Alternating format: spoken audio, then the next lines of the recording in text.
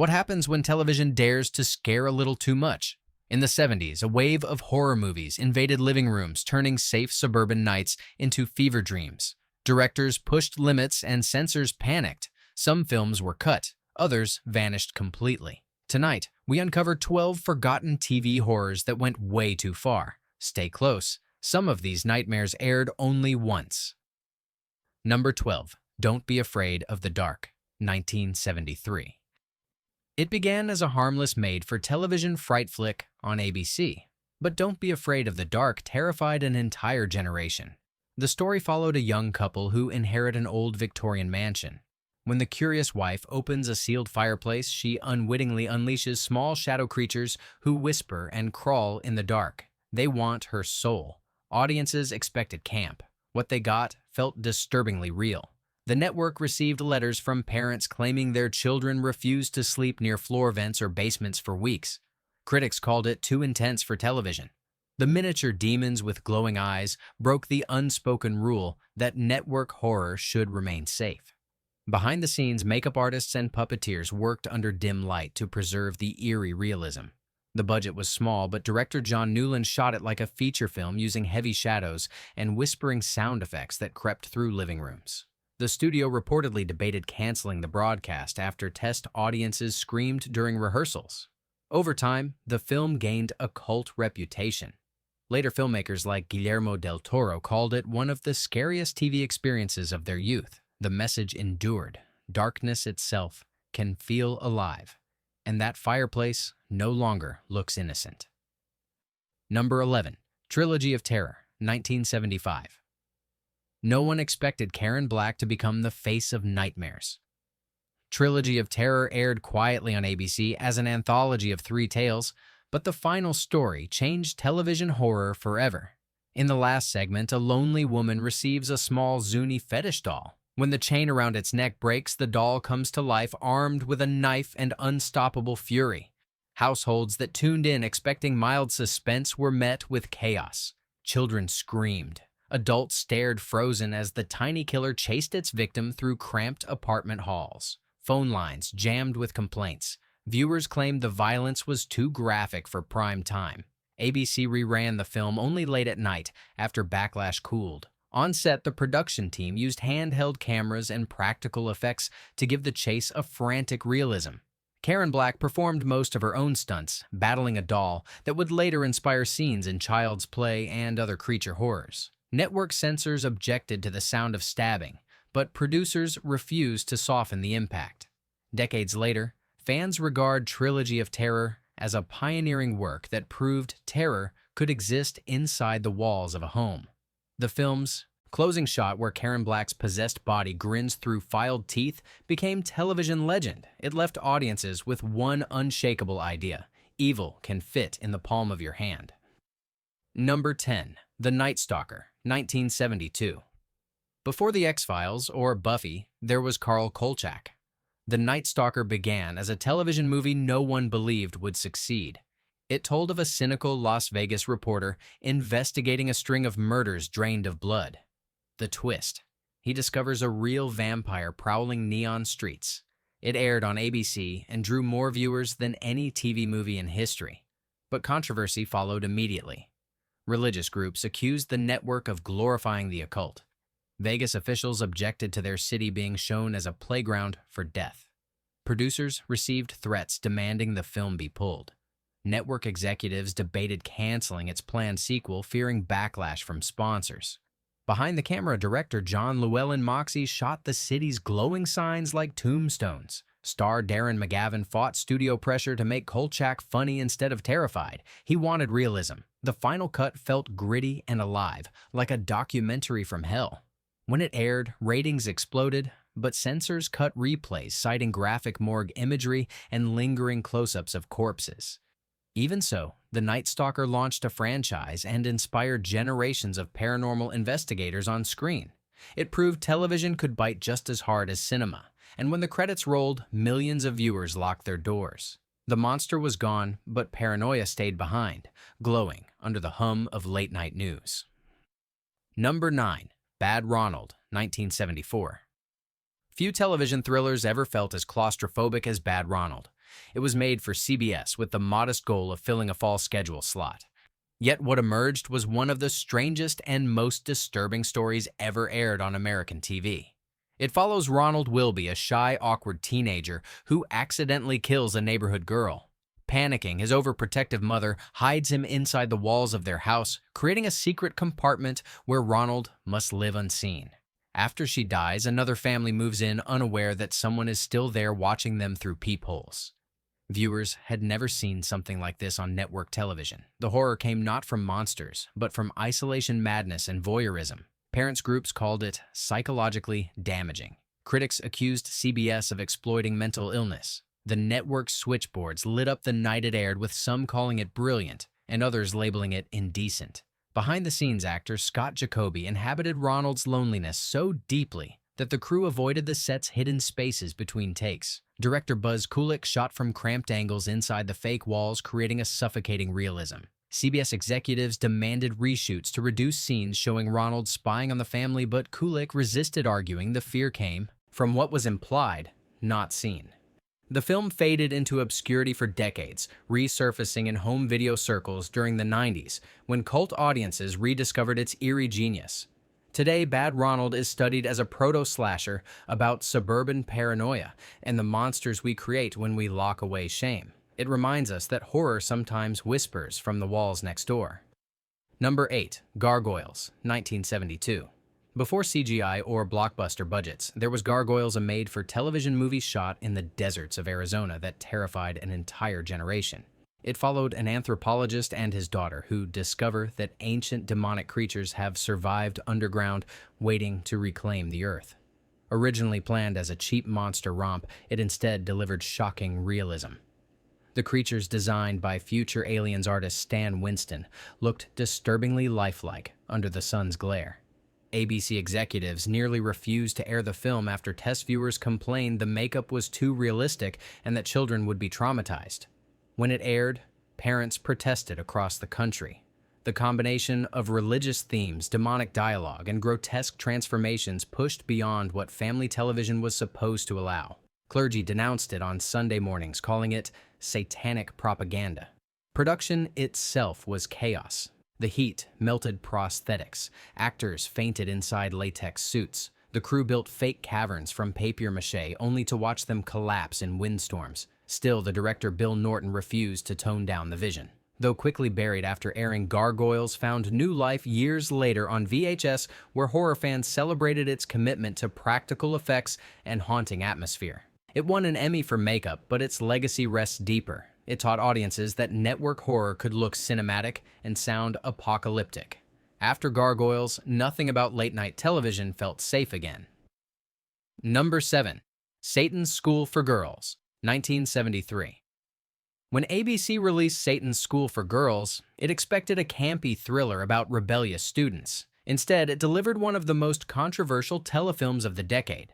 The plot followed a young woman who enrolls in an exclusive academy to investigate her sister's mysterious suicide, only to uncover a coven of witches hidden among the faculty.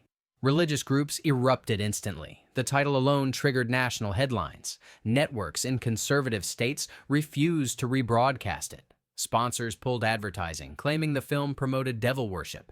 Behind-the-camera producer Aaron Spelling pushed boundaries, crafting eerie dream sequences and psychological tension rarely seen on network television. The female cast, led by Kate Jackson and Pamela Franklin, added an unsettling realism to the rituals filmed under red light and candle flame. ABC censors cut several minutes of chanting scenes, fearing outrage from parents, but rumors persist that the original, uncut print contained even darker imagery. The backlash only fueled curiosity. College campuses screened bootleg copies in the 70s. Horror magazines called it television's forbidden fruit. A remake surfaced in the 90s, proving its cult endurance. What made Satan's School for Girls unforgettable was not its witchcraft, but its message. Evil often hides behind charm, education, and power. It turned the safe world of academia into a nightmare of control and temptation.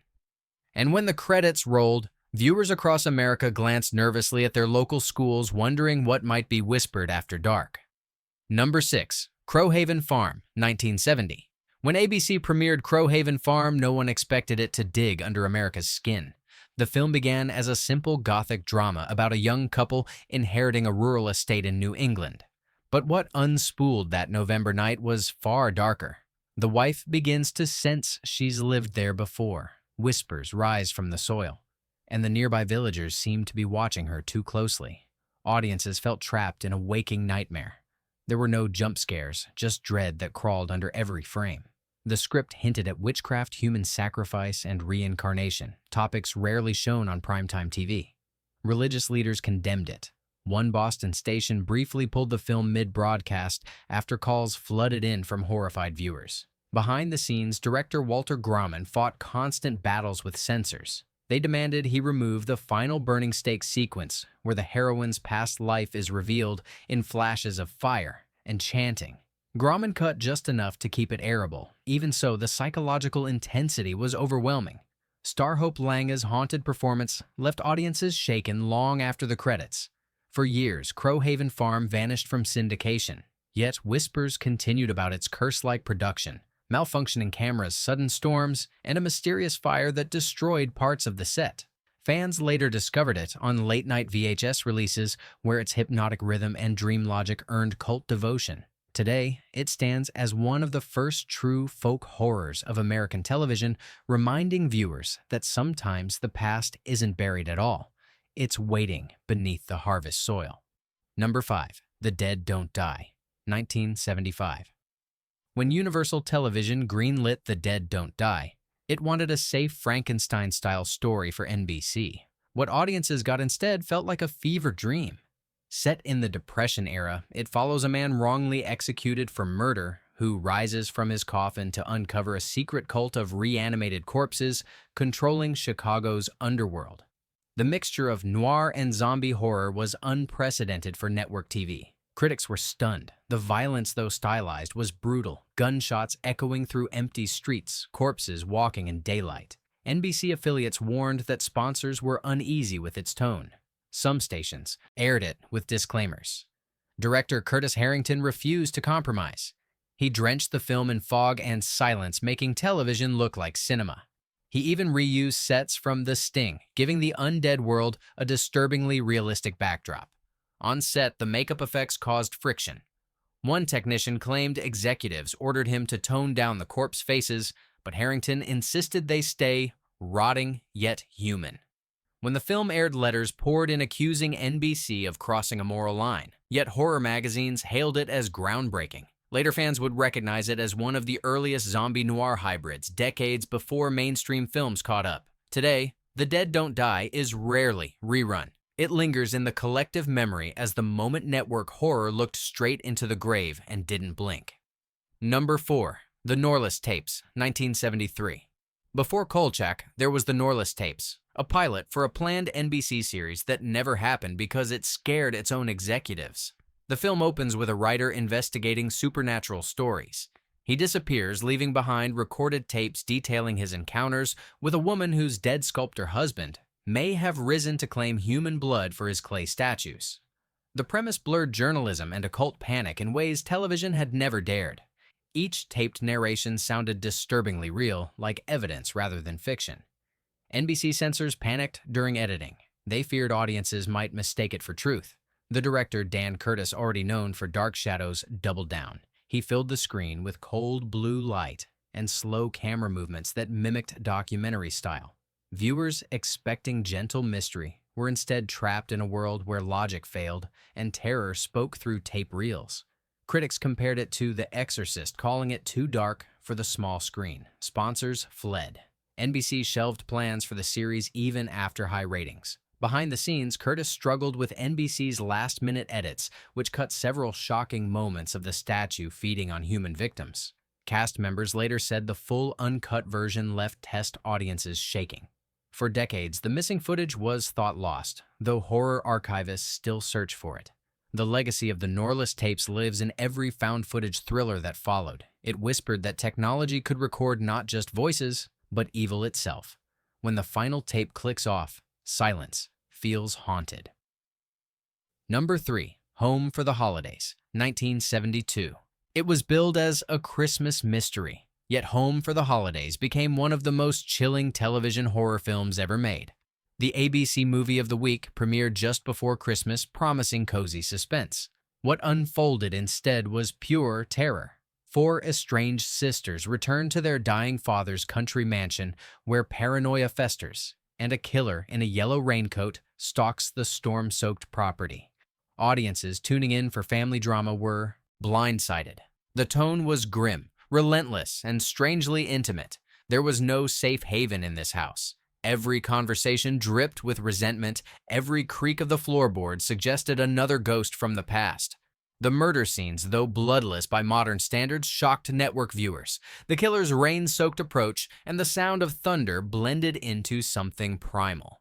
Behind-the-camera producer Aaron Spelling and director John Llewellyn Moxey fought censorship battles daily. ABC censors demanded softer lighting and fewer lingering shots of corpses. Spelling refused, arguing that the terror was psychological, not graphic. The cast, including Sally Field and Julie Harris, performed in near darkness to heighten realism. When it aired, some critics praised its Hitchcockian tension. Others called it sadistic. The network hesitated to rerun it. Rumors circulated that Field reports claimed audiences experienced fainting spells. Whether true or not, the story spread, and Home for the Holidays gained an afterlife on bootleg VHS copies traded like contraband. Its legacy endures as proof that television horror could evoke dread without monsters or gore. It turned holiday warmth into icy suspicion, leaving viewers to wonder what might lurk behind their own family gatherings.